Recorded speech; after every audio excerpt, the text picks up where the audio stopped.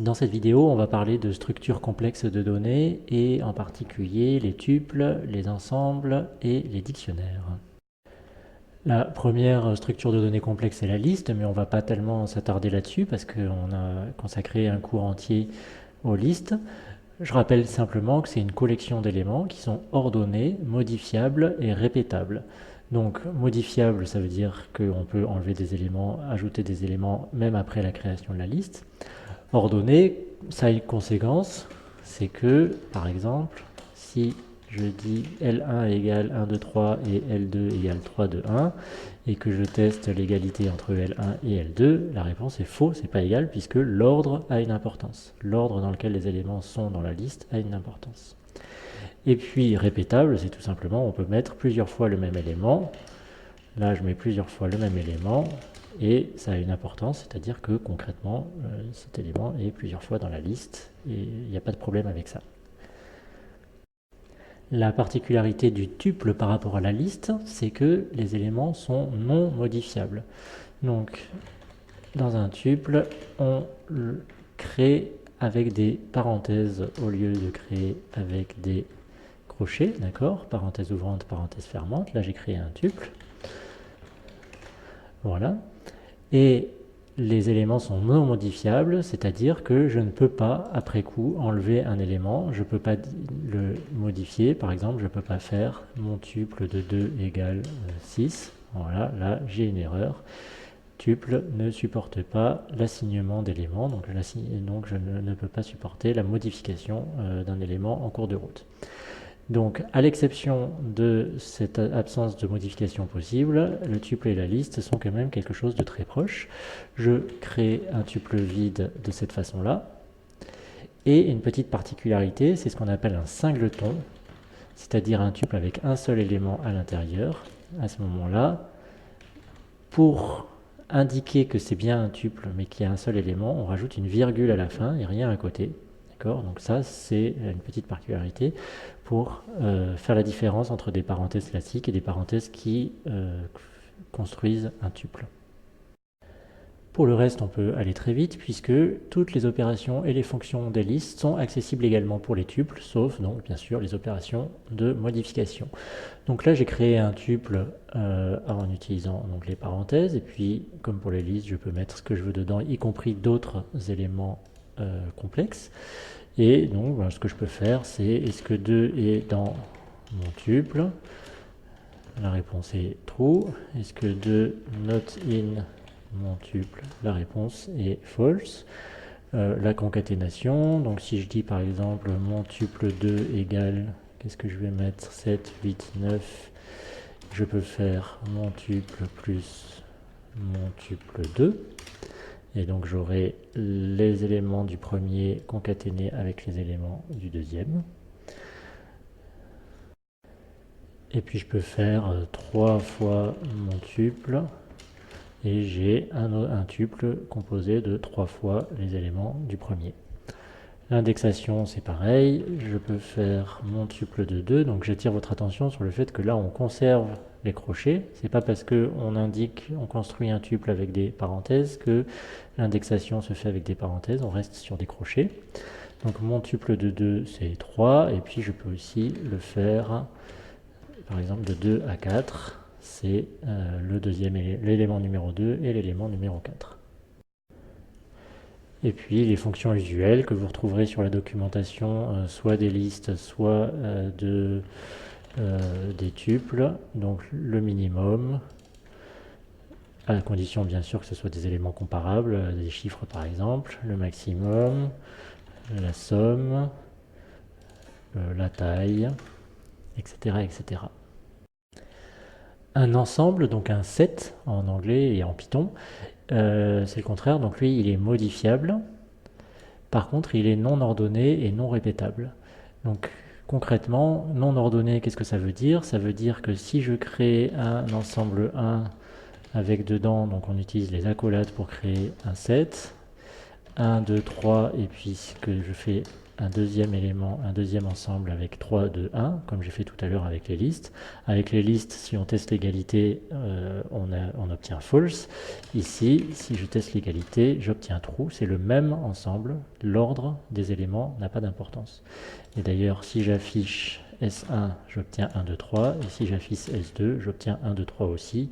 L'ordre a été modifié. L'autre conséquence de ça, c'est que je ne peux pas utiliser l'indexation, puisque ça n'a pas de sens. Donc si je demande l'élément 1 de S0, j'ai une erreur, parce que les ensembles ne supportent pas l'indexation. Donc on ne peut pas accéder de cette façon-là, on ne peut pas accéder à un élément selon un certain ordre, puisqu'il n'y a pas d'ordre. Non répétable, ça veut dire que là, si je crée un ensemble, donc toujours avec des accolades, si je crée un ensemble dans lequel je mets plusieurs fois le même élément, ici bleu par exemple, et que je l'affiche, et bien bleu n'apparaît qu'une seule fois. Et c'est la même chose pour rouge, qui apparaît 2 fois à la création et qui en fait n'est inséré qu'une seule fois. Donc c'est pas seulement une question d'affichage, c'est que l'élément rouge n'est qu'une seule fois dans l'ensemble. Le test d'appartenance, c'est toujours la même chose. Donc si je dis blanc in couleur true, voiture in couleur false. L'ajout d'un élément, alors on avait vu que pour les listes c'était append, pour les ensembles c'est add. Donc je fais couleur.add rose. Et si j'affiche couleur, ben, j'ai mon même élément avec rose. Par contre, je me répète, si je rajoute blanc qui y est déjà et que j'affiche, voilà, ça ne change absolument rien. L'élément n'est même pas rajouté puisqu'il existait déjà. L'ajout d'une collection d'éléments qui se faisait avec extend pour les listes. Ici, c'est avec update. Donc, si je rajoute par exemple ce type d'élément, voilà, donc là j'ai mes éléments qui sont rajoutés à ma liste de couleurs. Voilà, donc pour la suite, je vais recréer mon ensemble de couleurs tel qu'il était au départ. Le voilà. Donc on parle en ensemble, on parle d'ensemble avec la même notion qu'en mathématiques, et donc les opérations usuelles sur les ensembles sont disponibles, l'union, l'intersection, etc.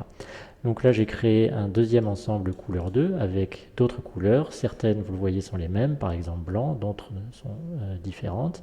Donc l'union c'est avec l'opérateur pipe, donc là je crée l'union des deux. Donc au risque de me répéter, vous voyez qu'il n'y a pas de redondance puisque blanc qui était dans couleur et dans couleur 2 n'apparaît qu'une seule fois. L'intersection c'est avec l'esperluette, le lit commercial.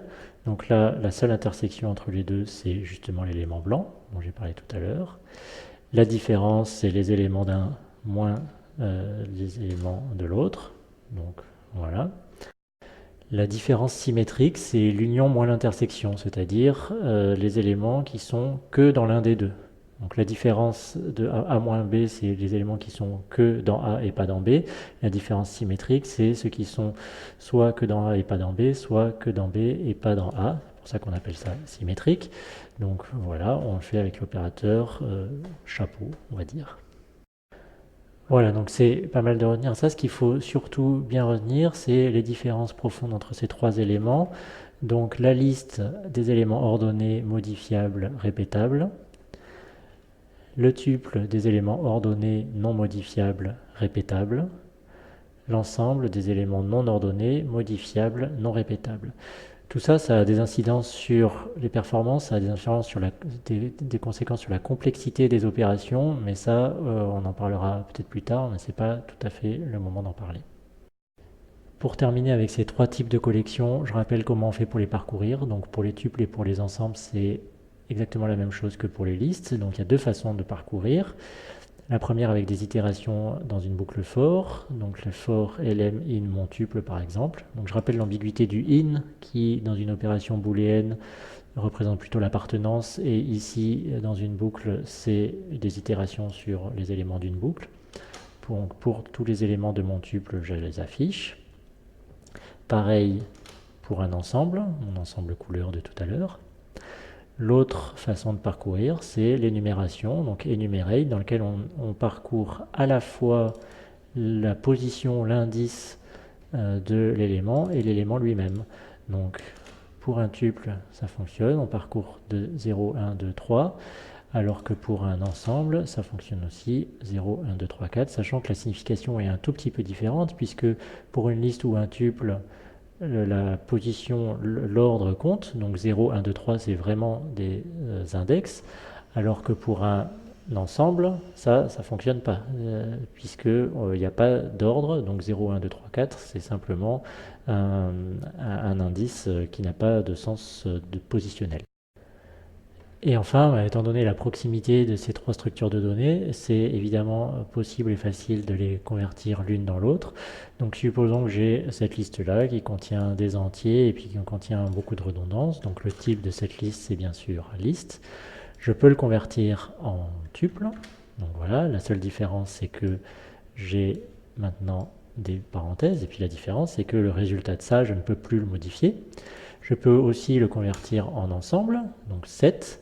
Donc là, la différence, c'est que l'ordre n'a plus d'importance. Et puis la différence, c'est que les éléments redondants ont été supprimés.